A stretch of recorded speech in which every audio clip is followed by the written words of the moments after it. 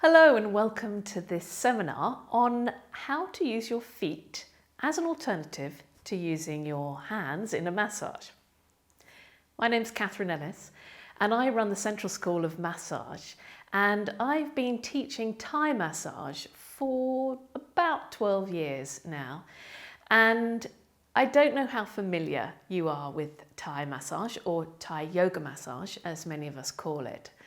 But it's the massage where we work on the floor and we have our client in clothes, so there's no draping involved, and we can use our whole body to give the person a massage.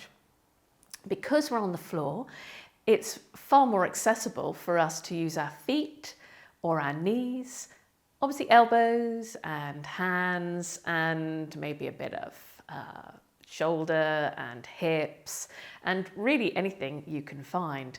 And what I wanted to do today is to just share a few little sequences, little mini sequences that we use in our regular Thai massage, and you could have a little go at. Basically, why not try it out and see if this is something that you might want to learn and to be able to give to your clients. Now, obviously when we're using our feet, we need to be a little careful, because you probably haven't used your feet before to give a massage. And it's different to using your hands, obviously, because we're far more sensitive through our hands and our fingers and our thumbs than we are through our feet. So we have to take it a little bit slowly. And when we are initially learning, so in my certificate training course, for example, we only use our feet for part of the massage. But the more experienced you become, and you may go on to learn more in this sort of technique, and it is possible to give pretty much the whole massage using your feet. And actually, it's great. It's not weird or anything. For the person who's lying down, it feels amazing. So most people, when they think of Thai massage, they think of the stretches, and we have wonderful stretches in Thai massage, and that certainly is a big part of it. But it's also very much based on the energy lines that run through our body. These energy lines are similar to meridian lines that you'd get in acupuncture, Chinese medicine, or the energy points that you might use in Indian massage. I mean, let's face it, you can get this in lots of different disciplines, and maybe you might be working with anatomy trains, and that's very similar too. So we have these energy lines running up and down our body, and we work them through compression work. That may be compression work with our hands, and it may be with our thumbs. And yes, we do use our thumbs in Thai massage. We use them in a different way, so we don't tend to get as tired. But we can also use those, we can also work into those energy lines through our feet, using the compression by pressing in with our feet. And it's a great way to work those energy lines, because we've got a much broader surface area with the feet than we have with the hands or the thumbs. And they can also be very strong as well, with really not doing very much at all. So I'd like to share with you some of the techniques that we use. So you can see here how we're using the feet to work the energy lines on the outside of the leg. And this tends to be something that we do at a more advanced level when we're much more experienced and become more skilled at using our feet.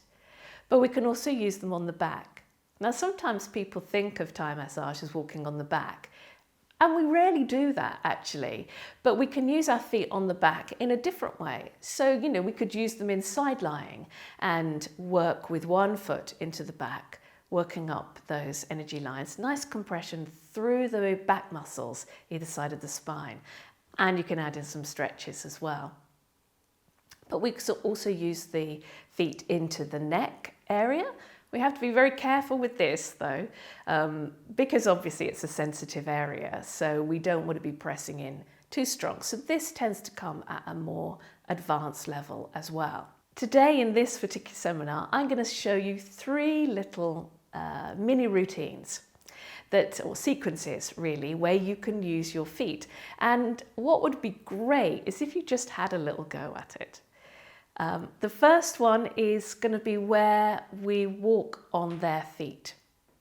Now this isn't for everybody, so you have to be a little bit careful. I'll show you in a moment exactly what we need to be looking for and what would be okay for your client to be in a position that's okay for you to work on using your feet. And if I were you, if you were going to do this, make sure you've got a soft surface.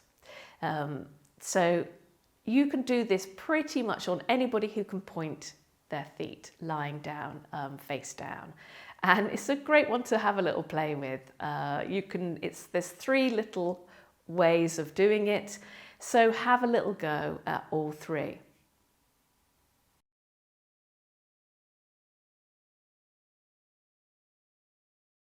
So the first little mini sequence that I'm going to show you, and hopefully you can have a little go at yourself, is walking on the feet, using your feet to walk on their feet. And there are a couple of things I think you really need to think about. Firstly, before we do this, is to find something soft for your person that you're practicing it on to lie on, because you're going to put your weight onto their feet. So they need to have something squishy underneath so they've got a little bit of give. So that might be a couple of blankets, or like if you've got a carpeted floor and a blanket on top or something like that. Or you could put like a very thin cushion underneath just the lower legs and feet part of it, which would probably work for you.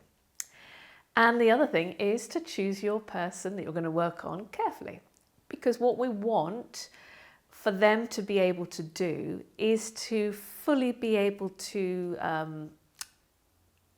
plantarflex, point their foot so that the front of the foot can come flat to the ground. Now, here we have got Karen here, brilliant, we can see this. So you can see there's no gap here at the front of her ankle. So that's perfect.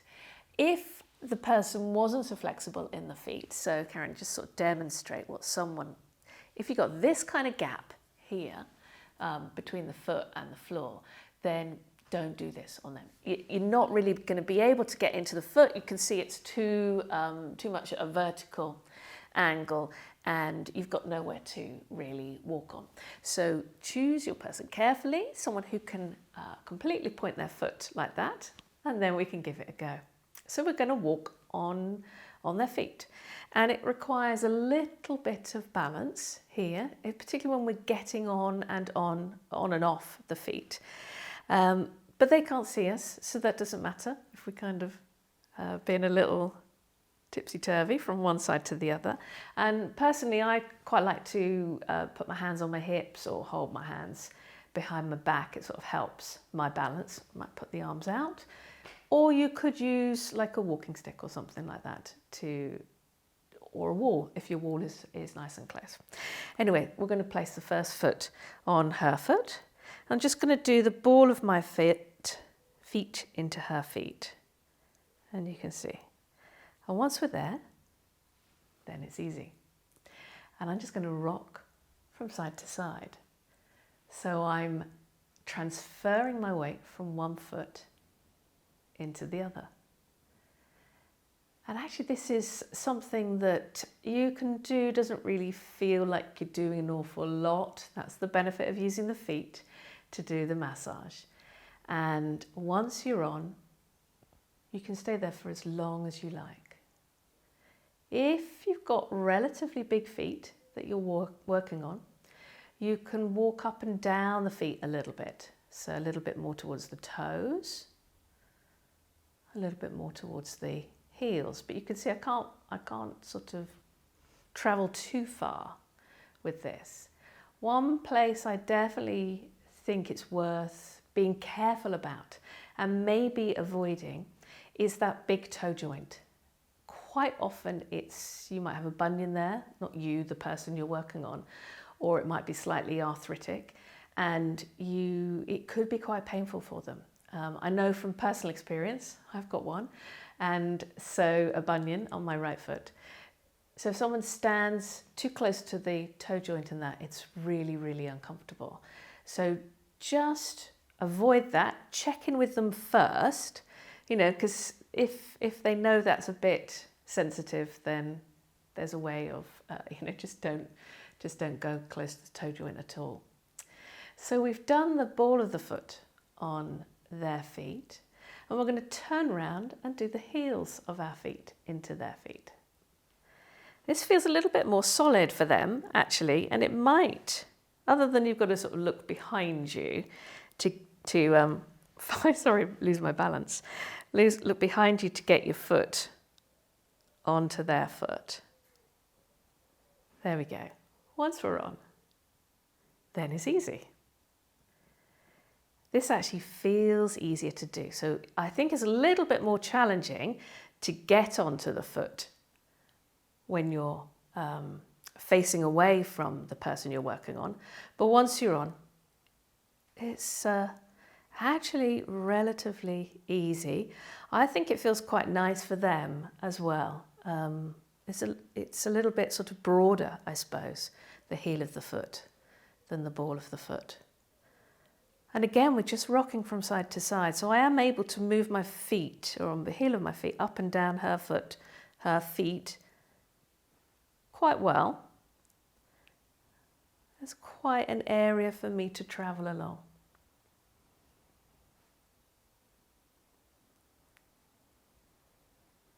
So we can do facing, and we can do facing away.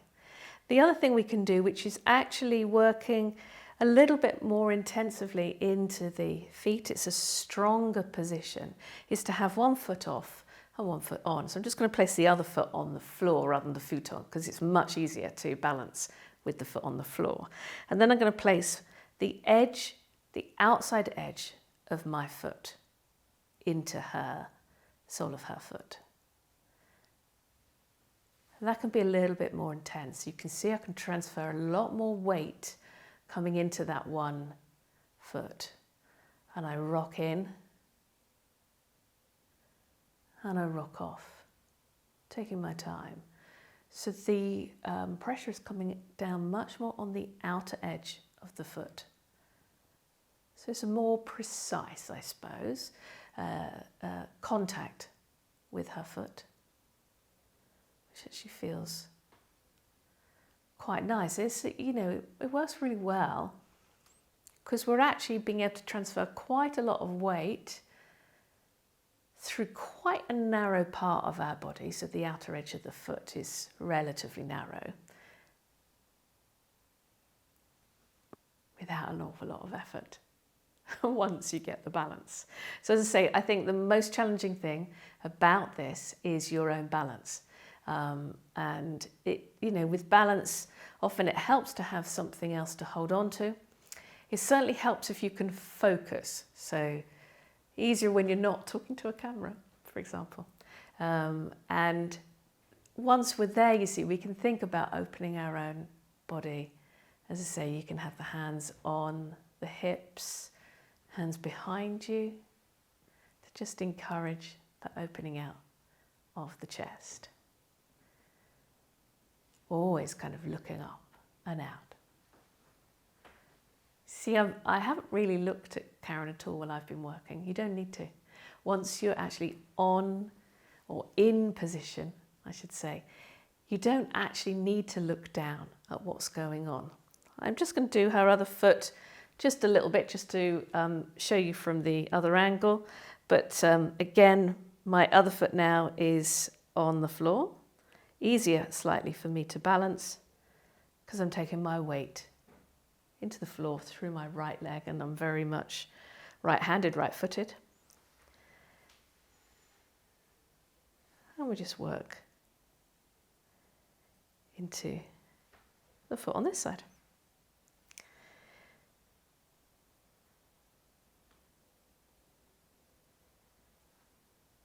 There we go. So I'd probably spend a little bit longer, but when we're finished, we can either come back to using the ball of the foot again, just as a nice sort of finish from what we were doing.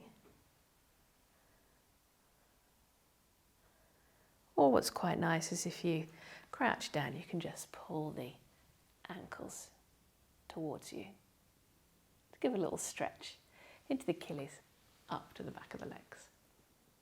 There we go. Have a little go. See how you get on.